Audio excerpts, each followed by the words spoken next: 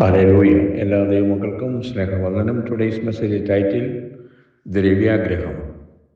1 തിമോത്തിയോസ് 6 അധ്യായം 8 മുതൽ 10 വരെയുള്ള വാക്യങ്ങളിൽ വായിക്കുന്നത്, ഉണ്മാനും ഉടുപ്പാനും ഉണ്ടെങ്കിൽ മതി എന്ന് നാം വിചാരിക്കാം. ധനികന്മാരാകുവാൻ ആഗ്രഹിക്കുന്നവർ പരീക്ഷയിലും കെണിയിലും കുടുങ്ങുകയും മനുഷ്യർ സംഹാരനാശങ്ങളിൽ മുങ്ങിപ്പോകുവാൻ ഇടവരുന്ന മൗഢ്യവും ദോഷകരമായ പല മോഹങ്ങൾക്കും ഇരയായിത്തീരുകയും ചെയ്യുന്നു.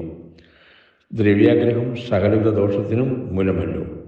ഇത് ചിലർ കാംക്ഷിച്ചിട്ട് വിശ്വാസം വിട്ടൊഴുന്നു ബഹുദുഃഖങ്ങൾക്ക് അധീനരായിത്തീരുന്നു. മേലധ്യക്ഷന്മാർക്ക് ലഭിക്കുന്ന ആദായങ്ങൾ സൗന്ദര്യം വർദ്ധിക്കുന്നതിനാൽ നിഗളം ഉണ്ടാകുന്നു. ഇതുപോലുള്ള ധനം വർദ്ധിക്കുന്നതിനാൽ നിഗളം കൂടുന്നു. ശുശ്രൂഷ പലർക്കും ആദായമാർഗമായി മാറ്റുന്നു. സാധാരണ ശുശ്രൂഷകന്മാർ പോലും അവരെ നിയമിക്കുന്ന സഭകളിൽ വരുമാനം കുറവായ നിരാശയാണ് പലരിലും കാണുന്നത്. സ്ഥലം മാറ്റ സമയത്ത് ഇനി ലഭിക്കുന്ന സഭയിൽ എത്ര ഗൾഫുകാരുണ്ട്, അമേരിക്കക്കാരുണ്ട്, ഇംഗ്ലണ്ടുകാരുണ്ട്, ഓസ്ട്രേലിയക്കാരുണ്ട്, ഉദ്യോഗസ്ഥന്മാരുണ്ട് എന്നിങ്ങനെയുള്ള കാര്യങ്ങളിൽ അവർ അന്വേഷിക്കുന്നവരാണ്. അത് ദുരാഗ്രഹം കൊണ്ടാണല്ലോ.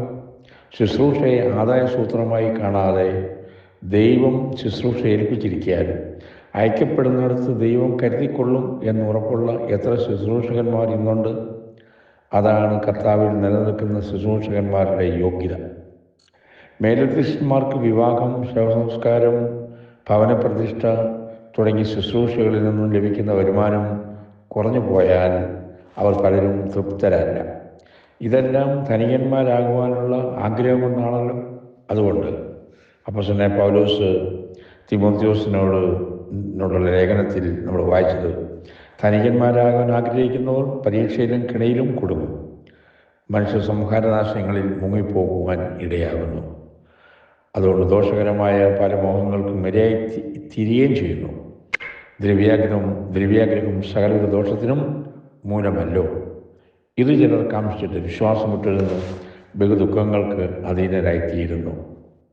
അബ്രഹാം, ഇയ്യോബ് തുടങ്ങിയ ധനികന്മാർ അവരുടെ ധനം മുഖാന്തരം നിഗളിച്ചു പോകാതെ ദൈവഭയവും ഭക്തിയും മുറുകെ പിടിച്ച് ജീവിച്ച വിശുദ്ധന്മാരായിരുന്നു.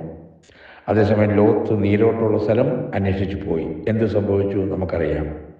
ആകയാൽ സ്തോത്രം. ദൈവമക്കളെ, നാം ജാഗ്രതയോട് നമുക്ക് ആയിരിക്കാം, ദൈവഭക്തിയെ മുറുകെ പിടിക്കാം. ഈ വചനത്താൽ ദൈവം നമ്മുടെ അനുഗ്രഹിക്കട്ടെ.